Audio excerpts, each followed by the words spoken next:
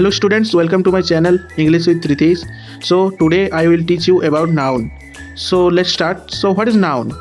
A noun is a word used as the name of a person, place, thing, animal or idea. For example, person, Rahul, teacher, place, Delhi, school, thing, book, pen, animal, dog, lion, idea or feeling, honesty, happiness and so on.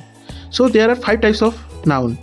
Number 1 proper noun, number 2 common noun, number 3 collective noun, number 4 material noun, number 5 abstract noun. We will discuss these types one by one. So let's start.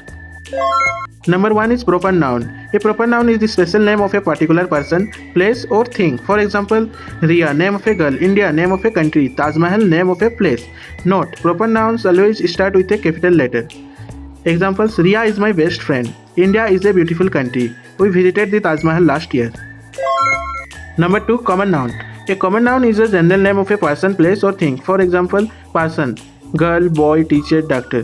Place, city, school, park, hospital. Thing, book, pen, bottle, table. Animal, dog, cat, cow, horse. Examples, the girl is reading a book. I live in a big city. The cat is sleeping on the table. Note, common nouns don't name any particular person, place or thing. Number 3 collective noun. A collective noun refers to a group of people, animals or things. For example, team, a group of players, army, a group of soldiers, flock of birds, a group of birds. Note, a collective noun is always used in singular form but it represents a group.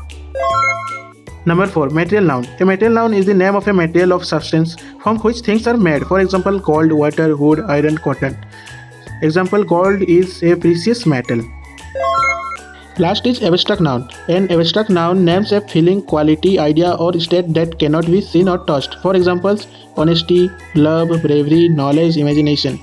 Note, abstract nouns are ideas or feelings we cannot see, touch, hear, taste or smell them, but we can feel or experience them. Thank you.